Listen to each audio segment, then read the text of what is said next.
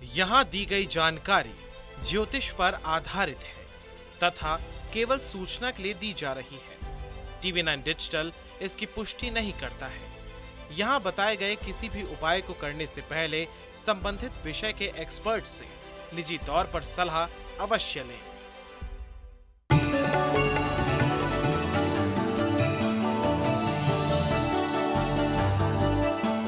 नमस्कार, astro science में आप सभी का स्वागत है। मैं हूं अंजलि और मेरे साथ हैं कार्यक्रम में एस्ट्रो साइंटिस्ट गुरुदेव GD वशिष्ठ जी। सर, आपका बहुत बहुत स्वागत है। दाता खुशियां दे, माता रानी सुख दे। कभी कभी ऐसा होता है कि आप कोई भी काम करते हैं लेकिन वो काम पूरा होते होते रह जाता है। ऐसा कई बार अगर हो रहा है तो आप समझिए कि आपके घर में कोई ना कोई वास्तु दोष है जिसको आपको गंभीरता से लेने की जरूरत है। इसके साथ साथ अक्सर घरों में वास्तु दोष दूर करने के लिए कई तरह के उपाय भी बताए जाते हैं। इन उपायों के कारण घर में तोड़फोड़ भी करनी पड़ती है और मोटी रकम भी खर्च होती है। आपको इससे छुटकारा पाने के लिए ज्योतिष शास्त्रों में कई उपाय दिए गए हैं जिनका रुख करना चाहिए या आपके काम में आ रही बाधा को खत्म करने का काम करेंगे। तो चलिए जानते हैं उनके बारे में। इसके साथ ही आपकी राशि के पूरे दिन का हाल भी आपको बताएंगे। तो सबसे पहले गुरुदेव से जानते हैं कि गुरुदेव, आजकल घर का सबसे बड़ा जो वास्तु दोष है वो है अटैच बाथरूम। लेकिन आजकल फ्लैट सिस्टम का ट्रेंड है और इसमें हम देखते क्या है कि अक्सर रूम के साथ अटैच बाथरूम होता ही होता है। तो इस वास्तु दोष को कैसे दूर किया जा सकता है? बेटा, राहु प्रधान दुनिया हो गई है। जगह जगह पोल्यूशन है, सारे पोल्यूशन को राहु ही बोला जाता है। और अब तो घरों के जो अंदर फ्लैट बनते हैं, हर कमरे के साथ अटैच वॉशरूम का होना, वो भी राहु की स्थापना ही है। और यही कारण है कि इसको कलयुग भी बोला जाता है। कलयुग यानी कि कल पुर्जों का युग। तो आदमी टेक्नोलॉजी की तरफ बढ़ रहा है, कल पुर्जों की तरफ बढ़ रहा है, कंप्यूटर साइंस की तरफ बढ़ रहा है। तो राहु प्रधान अपने आप होते जा रहे हैं, अपनी जगह स्वयं घरों के अंदर बनाते चले जा रहे हैं। तो चलो ठीक है, वक्त के साथ चलते हैं। कारण ये कि इतने लोगों को तो नहीं बदला जा सकता, रास्ता ढूंढना पड़ेगा। बिल्कुल। तो ऐसी अवस्था के अंदर बेटा है क्या कि वॉशरूम अगर साथ में है, अगर वॉशरूम का गेट बार बार खराब हो रहा है, उसका लॉक खराब हो रहा है, उसके कब्जे खराब हो रहे हैं, उनके अंदर आवाज़ें आ रही हैं, तो आपका राहु खराब है। तो ये अटैच वॉशरूम गंदा भी रहेगा, वहाँ कीड़े निकलते रहेंगे, नाली में से कीड़े आएंगे। ये दुर्भाग्य की निशानी है। अगर आप राहु को शुभ करके रखते हैं तो ये दुर्भाग्य की निशानी नहीं, आपकी तरक्की की निशानी बनेगी। तो इसीलिए घर में जो वॉशरूम, कमरे के अंदर जो वॉशरूम है, सबसे पहले उसके दरवाजे से शुरू करिए। अगर उसको घुन लग गया है तो समझ लीजिए भविष्य में आपको नुकसान पे नुकसान होने वाले हैं। ऐसे में कुछ मत सोचिए, थोड़ा पैसा खर्च होगा, फौरन चौखट दरवाज़ा बदल दीजिए ताकि घुन वाली लकड़ी बाहर जाए और सौभाग्य अंदर आए। दूसरा, उसके कब्जे और लॉक का बहुत खास ख्याल रखिए। अगर आपने जुगाड़ करके उसको सिर्फ रोका हुआ है दरवाजे को, तो समझ लीजिए आपकी कमाई अभी नहीं बढ़ने वाली, उल्टा मुसीबतें आने वाली हैं। तो ऐसी अवस्था में दरवाजे को भी बहुत अच्छे तरीके से रखना ये बहुत ज़रूरी है। फिर किसी भी प्रकार के कीड़े नाली के अंदर से आपके वॉशरूम के अंदर तक ना पहुंच सके, इसका आपको बहुत ख्याल रखना है। तो पानी, आप फिनाइल वगैरह डालते हैं या और बहुत सारी चीज़ें डाल के अगर आप उस नाली को भी साफ़ सुथरा रखते हैं तो ये आपके लिए बहुत उत्तम होगा। और वॉशरूम को पूरा साफ़ सुथरा तो रखना ही है, साथ में वहाँ पर आपको खुशबू वाला कुछ भी लगाना चाहिए, कुछ भी। तो वो आप अपने अनुसार आप किसी भी प्रकार की खुशबू का चयन कर सकते हैं और वॉशरूम को साफ़ सुथरा रखेंगे तो भाग्य भी साफ़ सुथरा चलेगा। वॉशरूम गंदा है, दरवाज़ा खराब है, तो आपके भाग्य के अंदर बाधाएं आनी तय है और तकलीफ़ें बनी रहेंगी। एक और बात, जिनके वॉशरूम के अंदर सीलन बनती है वो लोगों को खास तौर पे बहुत बड़ी बड़ी मुसीबतें आती हैं। दुर्घटना, धोखा, कलेश सब कुछ उनके पल्ले पड़ता है। पुलिस, कोर्ट कचहरी और हॉस्पिटल वो भी उनके पल्ले पड़ते हैं। तो ऐसी अवस्था के अंदर भूल के भी वॉशरूम के अंदर सीलन ना आने दे। उसके लिए आपको चाहे सारा तोड़वा के ठीक करवाना पड़े, उसको एक बार ठीक आप ज़रूर करवाएं। तो गुरुदेव, अगर घर में पूजा का स्थान अलग होता है लेकिन आजकल जगह की कमी की वजह से कमरे में या फिर रसोई में ही लोग मंदिर बनाने पर मजबूर हैं, इस वास्तु दोष में कैसे मुक्ति पाई जा सकती है? इस वास्तु दोष से पहले तो मैं आपको पुरानी मान्यता, पुराने विज्ञान के हिसाब से बताता हूँ। आप अगर किसी राजा के महल को भी आज भी देखने जाए तो बिल्कुल आखिर में जाकर के कोने के अंदर एक मंदिर बनाया जाता था, ठीक है। वहाँ पूजा पाठ की जाती थी। घर के अंदर, महल के अंदर बिल्कुल सेंटर में कहीं पर भी आपको मंदिर नहीं मिलेगा। तो सही मायने में गांव से थोड़ा से हद पे दूर जा कर के मंदिर बना करते थे, ठीक है, क्योंकि भगवान को भगवान की जगह पर रखना, वहाँ पर स्वच्छता का ख्याल रखना बहुत ज़्यादा ज़रूरी है। तो और शांति भी होनी चाहिए। तो बेटा मंदिर का निर्माण तो इसलिए किया गया था। उसके बाद धीरे धीरे करके तुलसी देवी हमारे आंगन में ही आ गई। वहाँ तक भी ठीक था, अगर खुले के अंदर तुलसी लगती है तो वो बहुत बढ़िया था। लेकिन अब तो तुलसी मैया भी, ठाकुर जी भी, हमारे सारे भगवान भी घर के अंदर आ गए। तो ऐसी अवस्था के अंदर घर के अंदर आ गए, घर हो गए छोटे। तो अब इन दिनों के अंदर घर पे माँओं के, बहनों के दिन भी आते हैं। अब ऐसी अवस्था के अंदर घर के अंदर मंदिर की पवित्रता बनाए रखना ये संभव नहीं रहा। ज़रूरत पड़ने पर माचिस भी उठाने के लिए कोई भी चले जाता है। तो यहाँ तक के हालात बनते हैं, तो मंदिर की पवित्रता भंग होती है, जो एक शराब के रूप में आपको लगती है। तो अब ऐसे में किया क्या जाए? लाल किताब में कहा गया है कि घर के अंदर मूर्तियों वाला मंदिर होना, घंटियों वाला मंदिर होना, ये सख्त वर्जित है। ये औलाद के सुखों को खराब करता है। घर के मंदिर के अंदर लगातार जोत का जलना, ये साइंटिफिक रीज़न है। अगर आप 24 घंटे जोत जला करके रखते हैं घर पे दरबार बना करके, ऐसी अवस्था में आपके घर के अंदर चल रही, घूम रही ऑक्सीजन जलती है। और वो जली हुई ऑक्सीजन जब आपके बच्चों के नथनों के ज़रिए उनके अंदर जाती है तो उनको भूलने की बीमारी लगाती है, लो करती है, उनकी याददाश्त को कमज़ोर करती है, डिसीजन मेकिंग सेंस को वो इफ़ेक्ट करती है। तो जली हुई ऑक्सीजन उनके अंदर जाना ये बच्चों को कामयाब होने से रोकती है, उनके स्वभाव को बदलती है। तो इसीलिए अगर आपको अखंड जोत जलानी है तो वो मंदिर जा कर के जलाइए।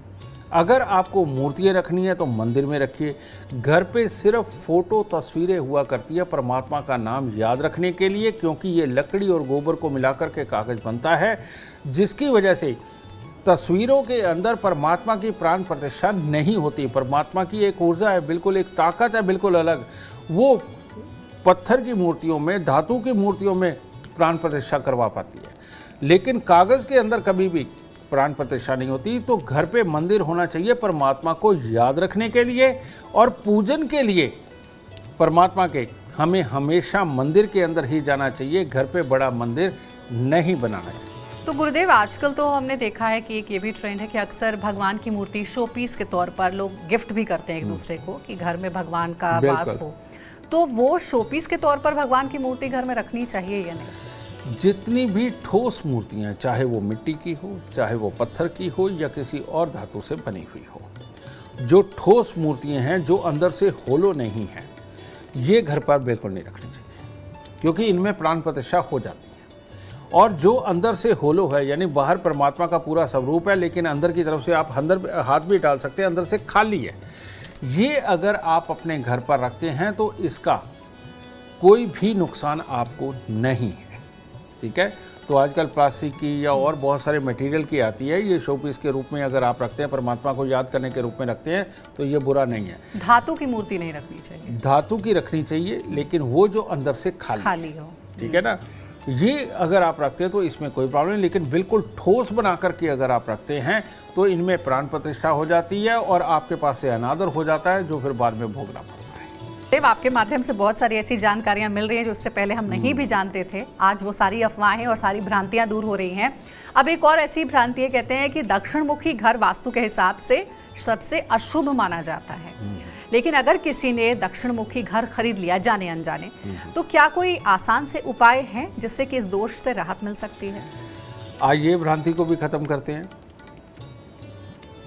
जन्म कुंडली के अंदर बहुत ज्यादा धन देने का देवता एक ही है और वो है मंगल ग्रह। जिनके भी जन्म कुंडली के अंदर 7वें घर से लेकर 12वें घर तक मंगल बैठे हैं, वो करोड़ों नहीं, वो अरबों रुपए तक कमा सकता है।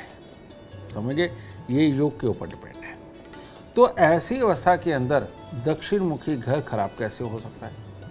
दक्षिण मुखी घर उन्हीं का खराब है जब मंगल स्वयं बहुत ही खराब अवस्था के अंदर बैठे हुए हों, और मंगल कैंसर कारक बैठे हुए हों, अल्सर कारक बैठे हुए हों, और या बहुत ख़राब जगह पर बैठकर हमारे पेट और आँखों को प्रभावित कर रहे हो, हमारे स्वभाव को ख़राब कर रहे हो, ऐसे लोगों के लिए दक्षिण मुखी मकान, घर के आसपास कीकर, बेरी, नीम का पेड़, घर के सामने धूल उड़ता हुआ मैदान, ये होना बहुत बहुत खतरनाक है। तो इन लोगों के लिए जिनका मंगल खराब होता है, लेकिन जिनका मंगल शुभ है, जिनका मंगल अच्छा है, अगर ये लोग दक्षिण मुखी मकान में रहते हैं तो ये मालो माल हो जाएंगे, बहुत अमीर होंगे।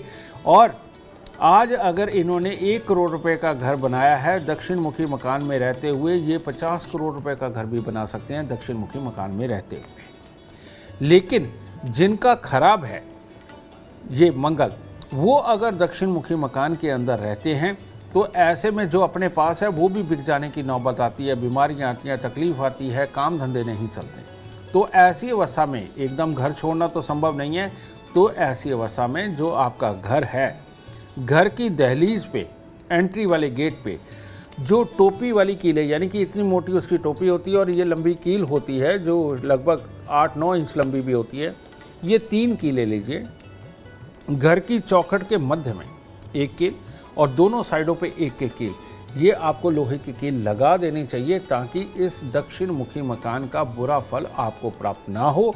और जब तक आप दक्षिण मुखी मकान में रह रहे हैं तब तक हर मंगलवार को 8 गुड़ की रोटी, यानी कि गुड़ की चाशनी बना के उसमें आटा गूंद के आप 8 पेड़े ये बना करके तंदूर में रोटी लगवा के कुत्ते और कौवों को डालते रहें, तब तक जब तक कि ये दक्षिण मुखी मकान आप छोड़ नहीं। गुरुदेव, एक और सवाल है कि अगर किसी का घर बंद गली में हो तो क्या वास्तु दोष लगता है ऐसे में, और अगर हाँ तो किस उपाय से इस दोष से मुक्ति मिल सकती है? बंद गली का मकान ये सबसे काम की चीज़ है।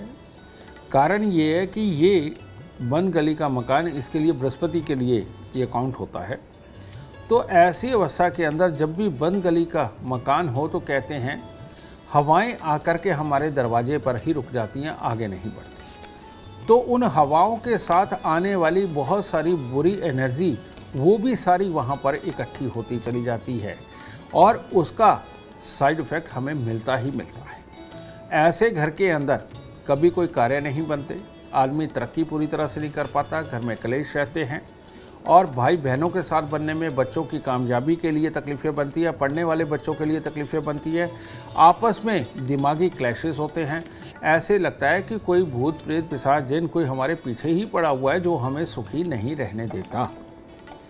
तो बंद गली के मकान यानी कि नेगेटिव ऊर्जा का वहाँ पर इकट्ठे होते चले जाना, ये अपने आप में बहुत बड़ी तकलीफ होता है। तो ग्रह किसी का कुछ भी हो, बंद गली के मकान में नहीं रहना चाहिए, आखिरी मकान के अंदर नहीं रहना चाहिए। इसीलिए टी पॉइंट का घर भी बुरा माना जाता है, गली का आखिरी मकान भी बुरा माना जाता है और चारों तरफ मैदान और सेंटर में घर हो वो भी बुरा माना जाता है। तो इन मकानों से अगर आप बचाव करना ही सबसे बड़ी अक्लमंदी है, इसके लिए कोई उपाय देना वो उचित नहीं है। कारण ये कि कोई भी उपाय इस पे काम नहीं करता, मकान को वहाँ से छोड़ना ही सबसे उत्तम होता है। गुरुदेव, ऐसा कहते हैं कि घर के आसपास कोई पीपल का पेड़ नहीं होना चाहिए या फिर मंदिर की छाया उस घर पर नहीं पड़नी चाहिए। क्या ये बात सही है, और अगर सही है तो वास्तु दोष हो जाता है? किस उपाय के साथ इस दोष को दूर किया जाए? मैं इसका तुम्हें साइंटिफिक रीज़न भी बताऊंगा बेटा। पीपल का पेड़ इसलिए नहीं होना चाहिए क्योंकि आप देखते होंगे, सुना है आपने कि धरती पर अगर सबसे ज़्यादा ऑक्सीजन का कोई स्रोत है तो वो पीपल का पेड़ है। और पीपल का पेड़ 24 घंटे ऑक्सीजन छोड़ता है, बाकी पेड़ नहीं छोड़ते, लेकिन पीपल का पेड़ 24 घंटे ऑक्सीजन छोड़ता है। अब ऐसी अवस्था के अंदर जैसे ज़्यादा खाना खाने से पेट खराब होता है, किसी भी दवाई की ओवरडोज के कारण रिएक्शन आते हैं, ठीक इसी प्रकार से हर वक्त ऑक्सीजन का ज़्यादा रहना आपके दिमाग को पहले एक्टिव रखता है और ज़्यादा एक्टिव रखता है, और जिसकी वजह से गुस्सा, उतावलापन, चिड़चिड़ापन और कंसंट्रेट करके कुछ भी सोचना ये संभव नहीं हो पाता है। और जब ये सारी चीज़ें नहीं हो पाएंगी तो परिवार के अंदर कलेश, बीमारी, उतावलापन ये सब बन जाएगा, और जिसके कारण जो सीखने वाली प्रवृत्ति है, जो संस्कार निभाने वाली प्रवृत्ति है, उसमें कमी आने लगेगी। जब ये लंबे समय तक रहते हैं तो उस घर में बीमारियां भी आने लगती हैं, और पैसा खर्च करने के बहाने 100 बनने लगते हैं क्योंकि उतावलापन होता है। तो इसीलिए घर के साथ में पीपल का पेड़ होना इन सारी मुसीबतों की आमद होता है। इसीलिए पीपल का पेड़ घर के पास में बिल्कुल नहीं होना चाहिए। दूसरी बात, कहते हैं मंदिर की छाया घर पर नहीं पड़नी चाहिए। बिल्कुल सही कहा है। उसका कारण क्या है? मंदिर अगर घर के बिल्कुल साथ में है, मंदिर के अंदर घंटे, घड़ियाल, ढोल, मृदंग, मंजीरे ये सब बजते हैं। कहते हैं घंटा जहाँ बजता है या मंजीरा जहाँ बजता है, वहाँ हवा के अंदर जितने भी कीटाणु होते हैं वो सारे मर जाते हैं। समझे? और वो सारे मरने के कारण हाँ शुद्धता पैदा होती है, ध्यान लगता है। ये बिल्कुल सही है। लेकिन घर के अंदर रहते हुए जब मियाँ बीबी भी वहाँ रह रहे हैं, बच्चे भी रह रहे हैं, बड़े बुजुर्ग भी रह रहे हैं, तो घर है कंसंट्रेट करने के लिए, सोचने के लिए, हर तरह की ऊर्जा को ग्रहण करने के लिए। और हवा के अंदर भी बहुत सारे कीटाणु ऐसे होते हैं जो हमारे लिए फ़ायदेमंद भी होते हैं, तो वो भी मरने लगते हैं इन घंटे, घड़ियाल और मंजीरों की आवाज़ के कारण। तो ये भी मरने लगते हैं। अब वो एक जो चीज़ आपको मिलनी चाहिए वो नहीं मिलती, कंसंट्रेशन नहीं बन पाती। और बार बार जब आप बिज़नेस की गहराइयों को सोच रहे हैं, कुछ चालाकियों को सोच रहे हैं, कुछ तेज़ीपन को सोच रहे हैं, उस वक्त परमात्मा का ख्याल भी आना, घंटा घड़ियाल बजना आपको परमात्मा की तरफ केंद्रित कर देता है। यानी कि आपकी बिज़नेस के अंदर की कंसंट्रेशन को भंग करता है, पढ़ाई के अंदर की कंसंट्रेशन को भंग करता है। जो चीज़ आप याद करने के लिए बैठे हुए हैं उसकी कंसंट्रेशन को भंग करता है, क्योंकि भगवान का डर भी बहुत बड़ा होता है। एक घंटी बजते ही ध्यान उधर जाता है और प्रणाम करने को मन करता है। तो ये पूरे दिन का उतावलापन बन जाता है मंदिर के साथ घर होने से, और जिसका नुकसान इंसान को अपनी निजी ज़िंदगी के अंदर चुकाना पड़ता है। तो इसीलिए मंदिर के बिल्कुल साथ वाला घर और पीपल के बिल्कुल साथ वाला घर ये बेहद नुकसानदेह माना जाता है। एक और सवाल है गुरुदेव की, कहते हैं कि अगर पीपल का पौधा या पेड़ अपने आप से उगने लगा हो तो उसे उखाड़ना नहीं चाहिए। बिल्कुल, इसको उखाड़ा जा सकता है जब तक कि ये तना इस तरह से हाथ में ना आने लग जाए, तब तक उखाड़ा जा सकता है। और अगर ये इतना बड़ा तना हो गया, उसका कारण ये है, ये ऑक्सीजन का सिलेंडर है। जब तक ये छोटा तना, पतला तना है, इतना है, तब तक कोई दिक्कत नहीं। और तब तक अगर आप इसे उखाड़ भी देते हैं और स्वयं उखाड़ देते हैं तो इसमें कोई हर्ज नहीं, कोई परमात्मा आपको कोई श्राप नहीं देगा। लेकिन अगर ये करते करते इतना बड़ा हो गया तो तब अगर इसे काटा तो एकदम बहुत तेज़ी से इसमें से ऑक्सीजन रिलीज होती है, जो आपके ऑरा मंडल को बिल्कुल हिला के रख देगी, उथल पुथल कर देगी। और ऐसे में पीपल का पेड़ काटने के बाद ये भी संभव है कि बहुत बड़ी बड़ी बीमारियां आने लगे, आपकी सोच हिल जाए, आपके डिसीजन मेकिंग पावर में दिक्कत आने लगे। आपको नॉर्मल लगेगा लेकिन सही मायने में आपका पूरा व्यवहार ही बदल सकता है। तो इसीलिए पीपल का पेड़ नहीं काटना चाहिए अगर बहुत मोटा है। लेकिन अगर छोटा तना इतना सा मोटा या यहाँ तक का भी मोटा होता है, आप हाथ से पकड़ के भी उसको उखाड़ सकते हैं। ऐसे में कोई दोष आपको नहीं लगेगा। तो देखिए, गुरुदेव ने आपके हर सवाल का जवाब दे दिया है। लेकिन अभी फिलहाल कार्यक्रम में इतना ही, क्योंकि अगर आप चाहते हैं जीवन में कामयाबी और अपार धन और लाभ की प्राप्ति, तो आज के कार्यक्रम में जितने भी उपाय बताए गए हैं उसे आप ज़रूर ध्यान से फॉलो करें। उम्मीद करते हैं आज का विषय आपको पसंद आया होगा। कल आपके सामने एक और नया विषय लेकर आएंगे जो आपकी कॉम्प्लिकेटेड लाइफ को बना देगा आसान और खुशियों से भरपूर। अगर आप हमारे गुरुदेव से मिलना चाहते हैं, उनका अपॉइंटमेंट चाहते हैं, तो कॉन्टैक्ट आप कर सकते हैं। नंबर है 9999090522। आप भी सुख, समृद्धि और खुशहाली चाहते हैं और चाहते हैं आपके दुखों का अंत हो जाए, तो इसके लिए एस्ट्रो साइंस ऐप डाउनलोड करना ना भूलें। फिलहाल समय हो गया आपसे इजाजत लेने का। आप बने रहे हमारे साथ और हमारे एस्ट्रो साइंटिस्ट गुरुदेव GD वशिष्ठ जी के साथ देखना ना भूलें। एस्ट्रो साइंस रोजाना सुबह 8 बजे। नमस्कार।